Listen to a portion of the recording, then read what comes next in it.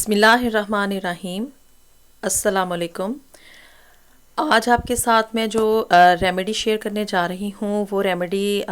ख़वातीन के लिए बहुत ही ज़्यादा अहमियत की हामिल है। और जैसे कि आप लोग देख रहे हैं कि इस वक्त आपकी स्क्रीन पर नज़र आ रहे हैं आपको अलसी के बीज। जी, तो ये रेमेडी जो है वो अलसी ही के हवाले से है और स्पेशली इसका जो इफ़ेक्ट है और इसका जो फ़ायदा है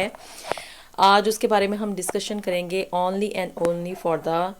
वुमेन। जी, तो औरतों के लिए ये रेमेडी जो है वो बहुत ही ज़्यादा फ़ायदेमंद और कारआमद रहेगी।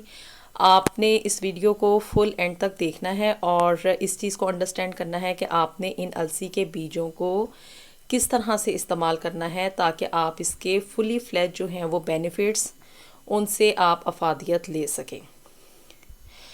तो अलसी के बीज जो हैं वो ज़माने कदीम से लोग जो हैं इसे इस्तेमाल करते आए हैं और ये छोटे छोटे जो बीज हैं इसमें कुदरत ने बहुत ही ज़्यादा खसूसियात रखी हुई हैं।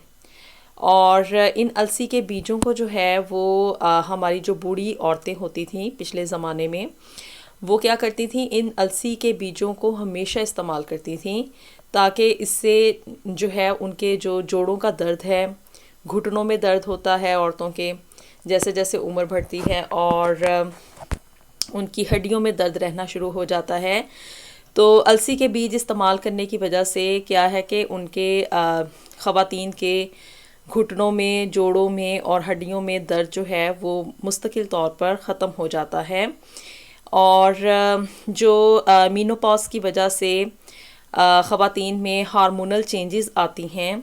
उसको भी ये अलसी के बीज जो हैं वो रेगुलेट करते हैं और उसकी वजह से बॉडी में जितनी भी डेफिशिएंसीज होती हैं उसको रेगुलेट कर देते हैं। तो अब ये है कि इन अलसी के बीजों का सबसे बड़ा फ़ायदा ये है कि ये जो ओबेसिटी है यानी कि जो मोटापा हो जाता है ख़वातीन में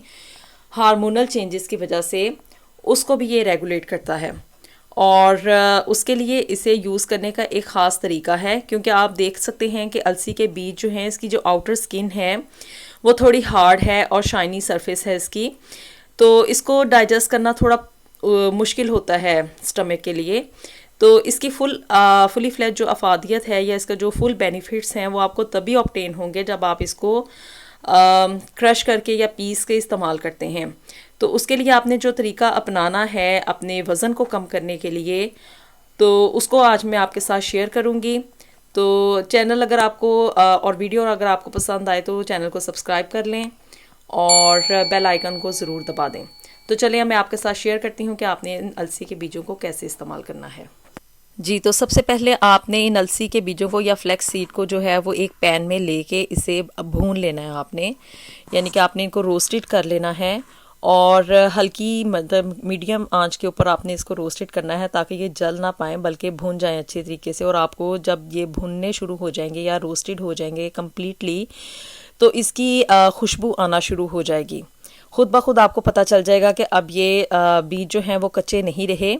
अलसी के बीजों का ये कि बाज़ लोग ये परसेप्शन रखते हैं कि इनको ऐसे ही खा लेना चाहिए, लेकिन जो असल तरीका है वो ये है कि आप कभी भी इनको भूने बगैर बिल्कुल भी ना खाएं और इसको क्रश किए बगैर बिल्कुल भी ना खाएं क्योंकि ये जो बीज हैं वो काफ़ी गर्म होते हैं और उसको खाने से पहले थोड़ा इसका प्रोटोकॉल है या इसका एक तरीका है, देसी तरीका, जिसको कि आपको अपनाना पड़ेगा ताकि आप इसकी फुल अफादियत ले सकें। तो आपने इसको पहले लेके इनको भून लेना है और जब ये भून जाएंगे अच्छे तरीके से तो अब आप देख सकते हैं एक तो ये इसमें से जो है वो आपको नज़र आ रहा है कि ये टिकलिंग कर रहे हैं और दूसरा इसमें जो है इसका कलर जो है वो चेंज होना शुरू हो जाता है। कलर चेंज ये है कि ये पहले डार्क रेड कलर के हैं यानी कि कथई सा इसका रंग होता है और जब ये अच्छे तरीके से भून जाते हैं इसका कच्चापन ख़त्म हो जाता है तो फिर इसका कलर जो है वो थोड़ा जो है वो डार्क हो जाता है और ब्राउनिश की बजाय जो है ये थोड़े ब्लैक हो जाते हैं। उसके बाद जब ये थोड़ा ठंडा हो जाए तो आपने इसको एक जार में लेके इनको आपने पीस लेना है किसी भी ब्लेंडर से, हैंड मिक्सर से या किसी भी चीज़ से जिससे कि ये अच्छे तरीके से जो है वो क्रश हो जाए और इसका एक आटा सा बन जाए। जी, इसको अलसी का आटा ही कहा जाता है। तो वो बनाना है आपने और फिर उसके बाद इसको आपने जो है वो एयर टाइट कंटेनर में डाल के आपने इसको फ्रिज में स्टोर कर लेना है। चूँकि ये बीज जो हैं वो गर्म होते हैं और दूसरा ये है कि ये भून जाते हैं और फिर पीसने के बाद जो है इनमें नमी आना शुरू हो जाती है, तो इस वजह से आपने क्या करना है कि इसको एक एयर टाइट कंटेनर में इस अलसी के आटे को डाल के आपने इसको फ्रिज में रखना है और अपनी ज़रूरत के मुताबिक आपने फिर इसे इस्तेमाल करना है। इस्तेमाल का ये तरीका है कि सुबह नहार मुँह आपने उठ के इसको एक नीम गर्म पानी का कप लें और उसमें 1 चम्मच से आपने पहले स्टार्ट करना है। 1 टीस्पून जो है वो आपने अलसी के इस आटे का गर्म पानी में ऐड करना है और उसको आपने निहार मुँह पी लेना है। तो उससे जो है आपका एक तो वज़न जो है वो भी कम होना शुरू हो जाता है, दूसरा आपके जो पट्ठों में, जोड़ों में, टांगों में या हड्डियों में जहाँ कहीं भी औरतों में ये दर्द की शिकायत पाई जाती हैं तो वो इन बीजों के मुस्तकिल इस्तेमाल से जो है वो कम होना शुरू हो जाते हैं। वो लोग जो कि कोलेस्ट्रॉल की जिनको प्रॉब्लम है वो भी इस अलसी के बीजों को इसी सेम तरीके से यूज़ करेंगे, तो उससे ये कि उनका कोलेस्ट्रॉल लेवल भी कम होना शुरू हो जाता है और उनकी शुगर जो है वो भी कम होना शुरू हो जाती है।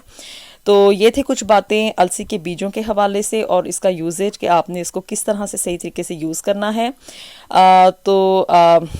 ये बात हमेशा अपने जहन में रखें कि इनको भूनना आपने लाजमी है और पीस के फिर आपने इसको हमेशा फ्रिज में रखना है एयर टाइट कंटेनर के अंदर और इसको आप विद इन ए वीक जो है वो यूज़ कर सकते हैं, बिल्कुल फ्रेश रहेंगे।